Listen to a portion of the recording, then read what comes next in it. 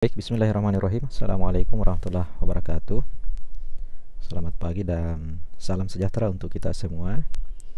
Semoga di kesempatan hari ini Ananda sekalian ya dalam keadaan sehat walafiat, kemudian tetap selalu bersemangat untuk menuntut ilmu. Baik, pada kesempatan hari ini kita akan melanjutkan kembali materi kita di mata kuliah kalkulus yang sebelumnya di minggu yang lalu kita sudah kuis. Hari ini kita akan lanjutkan materinya. Dan untuk materi hari ini kita akan membahas masih tentang turunan ya. Namun kita akan bahas tentang turunan implisit. Jadi pokok bahasannya tentang turunan implisit, kemudian turunan fungsi secara logaritmik dan turunan fungsi parameter. Nah, untuk di pertemuan hari ini kita hanya akan membahas tentang turunan fungsi implisit. Ini materi saya sadur dari Universitas Pembangunan Nasional ya. Ya, kompetensi yang diharapkan nanti ketika mata kuliah ini selesai adalah mahasiswa nanti mampu menyelesaikan berbagai kasus terkait dengan turunan fungsi implisit. Nah, kita masuk dulu yang pertama. Sebelumnya kita sudah bahas tentang turunan ya. Nah, yang kita bahas di beberapa minggu yang lalu itu adalah turunan eksplisit, di mana kita sering menuliskan Y sama dengan Fx seperti ini. Ini disebut sebagai fungsi eksplisit atau turunan fungsi eksplisit. Nah, ada juga yang disebut sebagai turunan fungsi implisit. Kalau kita cermati, turunan fungsi implisit itu dituliskan sebagai Y min Fx sama dengan 0 atau F ya, dalam hal ini variabel X dan Y itu sama dengan 0. Nah, kalau kita lihat secara detail perbedaan antara fungsi eksplisit dan implisit ini, kalau di fungsi eksplisit terlihat bahwa variabel yang ada pada turunan tersebut itu terpisah antara ruas kiri maupun ruas kanan. Jadi kalau kita lihat di sini, ruas kirinya ada variabel Y, kemudian di sini ruas kanannya ada variabel X ya, yang merupakan suatu fungsi.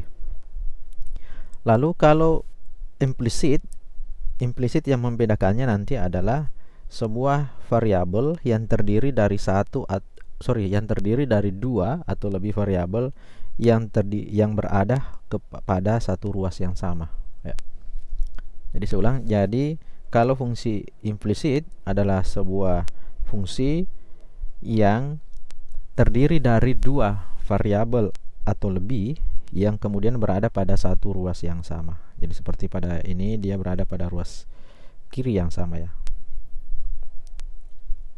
Nah, kunci penyelesaian bagaimana menyelesaikan fungsi implisit yaitu kita harus pertama semua turunan Y selalu diikuti dengan dy dx ya. Nanti kita akan lebih jelas ketika di contoh soal. Lalu mengikuti aturan turunan ya, terutama dalam hal ini adalah turunan berantai. Ya, turunan berantai.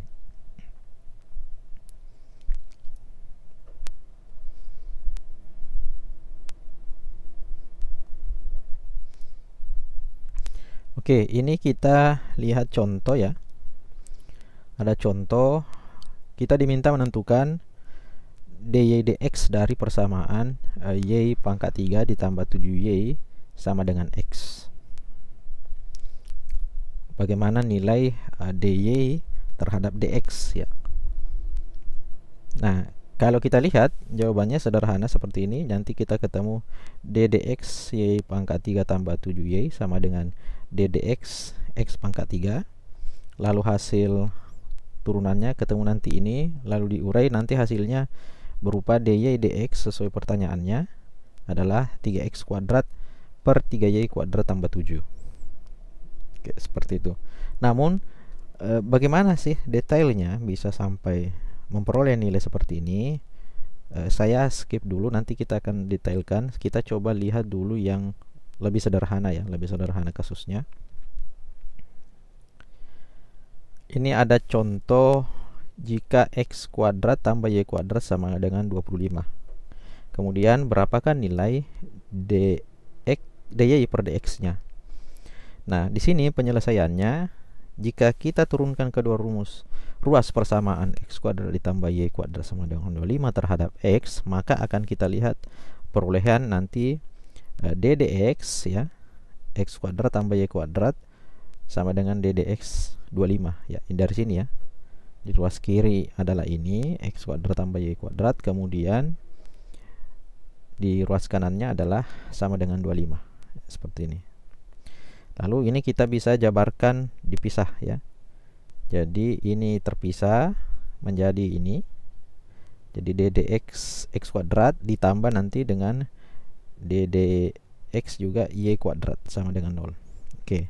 Nah, untuk menyelesaikan ini tentu ya, kalau kita cermati dx kuadrat per dx ini kita langsung bisa selesaikan hasilnya ya. Nanti ketemu pasti nilainya adalah 2x. Kita turunkan. Nah, namun berbeda dengan turunan dx y kuadrat ya. Ini kalau kita lihat dx daripada y kuadrat itu seperti apa? Itu tidak bisa kita turunkan langsung karena ini y, variabel y, sementara mau diturunkan terhadap x. Nah, bagaimana caranya? Nah, kita gunakan cara aturan berantai. Jadi cara penulisannya ya, jadi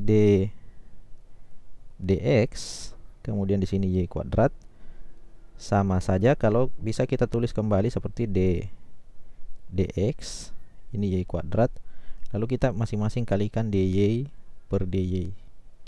Oke, bisa ya, karena ini kalau kita bagikan tetap nanti akan kembali seperti ini hasilnya. Kembali seperti ini. Ini sama. Nah, sekarang kalau sudah seperti ini, nah ini kita bisa tukar posisinya, ini di sini, dy-nya di sini. Sehingga nanti di persamaan itu bisa menjadi sama dengan d ya, dy lalu y kuadrat. Nanti di sini adalah dy per dx. Oke, seperti ini. Nah, kalau dari sini nanti bisa ketemu hasilnya ya. Ini sudah bisa ya. dy dari y kuadrat ya sama, berarti nanti hasilnya adalah 2y. Kemudian ini ya tetap kita tulis kembali. Jadi dy per dx. Nah, inilah hasilnya dari yang ini ya. ddx y kuadrat hasilnya adalah 2y dy per dx. Sesuai dengan yang di sini ya. 2y dy dx. Nah, begini cara runutnya. Jika sudah ketemu, maka kita masukkan kembali ke sini ya hasilnya. Jadi dari sini hasil dari ini tidak lain adalah 2x ditambah ya, ditambah dengan hasil daripada ini, itu tidak lain adalah 2y per dy dx sama dengan ya, turunan yang ini ya, ini turunan ddx 25 itu hasilnya pasti 0 ya, karena tidak mengandung variabel. Oke, jika sudah seperti ini, maka langkah selanjutnya ya, kita bisa tuliskan, sederhanakan lagi, 2y sama dengan dy per dx sama dengan minus 2x. Ini pindah ruas, ini boleh mati ya. Kemudian dy per dx ini tidak lain adalah minus x, y nya pindah ruas dari perkalian menjadi pembagian per y. Maka nilai dari dy dx itu adalah minus x per y. Nah, sebagaimana hasilnya juga yang di sini itu sama ya, seperti ini ya cara bagaimana menurunkan fungsi implisit. Oke, kalau kita coba kembali lagi, kalau kita kembali ke yang tadi ya, yang ini Saya rasa sudah bisa mungkin diselesaikan ya. Nah, ini tidak sesederhana ini ya, harus kita jabarkan supaya betul-betul dipahami. Jadi kalau ini, yang ini kita buat terpisah kembali ya. Jadi di sini ada dx daripada y berpangkat 3 ditambah nanti dx juga kalikan dengan 7y. Nah, kemudian sama dengan ini yang ini bisa kita langsung turunkan ya. Dx pangkat 3 di dx pangkat 3 per dx ya, hasilnya adalah 3x kuadrat. Nah, sekarang kita fokus menyelesaikan yang ini dengan yang ini. Sama ya, karena ini y terhadap x, ini juga y terhadap x, maka kita gunakan kembali aturan rantai. Jadi kalau kita selesaikan ini dulu, maka bisa kita tuliskan dx ya. Kemudian y berpangkat 3, ini tidak lain sama saja dengan dx y berpangkat 3, lalu kita kalikan dy per dy, lalu kita tukar, maka d per dy y berpangkat 3, di sini dy per dx. Nah, turunannya ini adalah 3y pangkat 2, ini tetap dituliskan kembali dy per dx. Oke, ini hasilnya. Lalu yang ini saya langsung saja sama dengan, berarti hasilnya adalah dx per 7y ya. Ini sama dy per dy juga. Kemudian sama dy 7y, sini dy per dx. Berarti sama, hasilnya adalah 7y diturunkan terhadap y, itu sisanya 7 ya. 7 dy per dx. Oke, ini hasilnya. Ini juga hasilnya. Tinggal kita masukkan ya. Kalau kita masukkan, saya di sini saja. Berarti 3y kuadrat ya. dy per dx ditambah dengan 7 dy per dx sama dengan ini ya, 3x kuadrat. Kemudian kita keluarkan dy per dx nya. Di sini sisa 3y pangkat 2 ditambah 7 sama dengan 3x kuadrat. Kemudian ini kita pindah ruaskan ya, jadi sisa dy per dx di ruas kiri. Kalau ini pindah berarti 3x kuadrat dibagi dengan 3y kuadrat ditambah 7. Nah, inilah hasilnya dari nomor 1 ya, dy per dx sama dengan 3x kuadrat dibagi dengan 3y kuadrat tambah 7. Nah, sama dengan hasil yang ini. Nah, secara detail penurunannya seperti ini ya. Silakan nanti dicermati dulu.